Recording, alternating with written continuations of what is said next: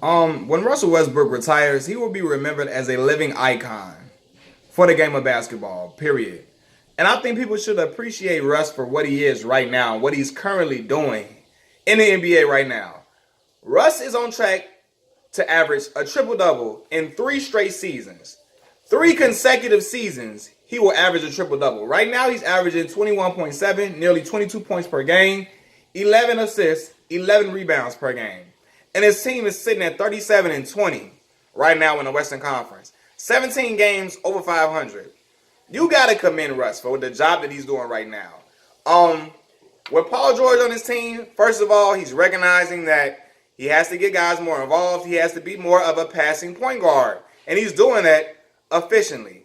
All the guys, Paul George included, you have Jeremy Grant, you have Dennis Schroeder, you have Steven Adams. All of these guys are having career years while playing with Russell Westbrook. And Russ is really, he's really distributing the ball very well. He's not shooting the best field goal percentage, but nonetheless, man, I think that he's doing all the things that it takes for his team to win basketball games this year. Yeah, sometimes, he takes some ill-advised shots. He shoots bad percentages on certain nights. He's not shooting the best free throw percentage. But the other things that he does for his team, getting rebounds, it ain't just all stat chasing. Because you got to be helping your team to get rebounds, to get offensive rebounds, to get steals, which Russ has been. I got him on my fantasy team. Russ has had games where he's had 5 steals. Last game, he just put up 44. They lost, but he played unbelievably well. And the things, his play, what he's doing, you got to commend him for it. He's recognizing the fact that he cannot just go out there and shoot 100 shots every night and think his team going to come up with a win. He has help that's there to alleviate him from that whole job duty. He don't have to go out there and put up 100 shots no more. He got a gunner on the side of him named Paul George, who I think should be leading the MVP conversation. Definitely Defensive Player of the Year.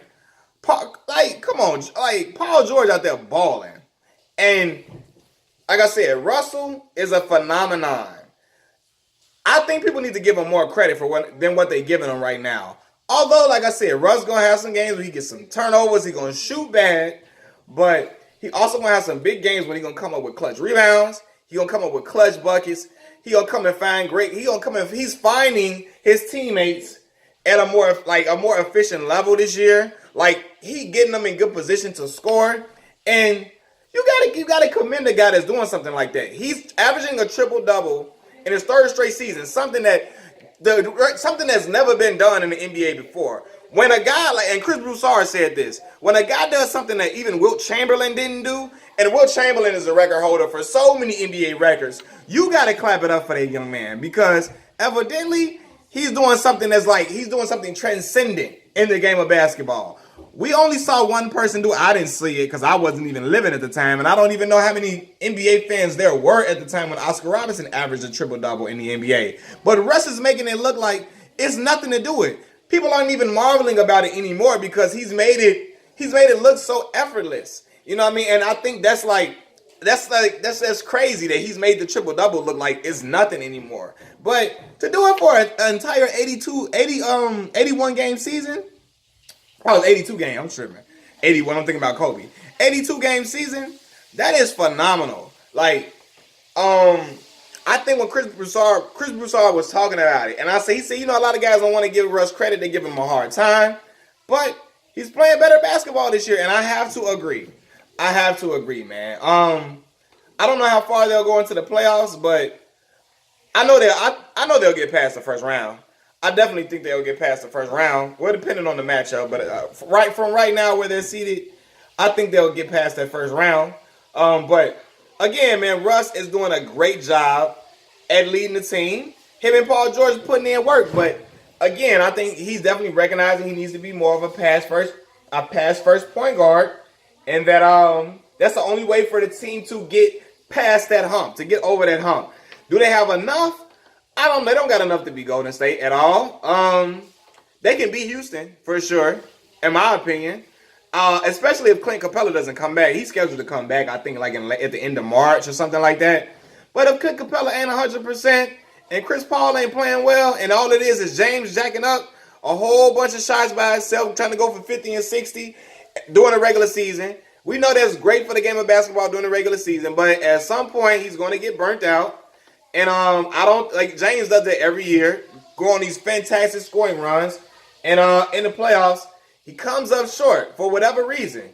And he's had small moments. Everybody has had small moments in the playoffs. Every basketball player, period. But I don't think James Harden's style of play, especially if Chris Paul ain't playing well, Clint Capella ain't there, I don't think that's enough to get them to no championship. So I think if they face the Oklahoma City Thunder, the Oklahoma City will eliminate them.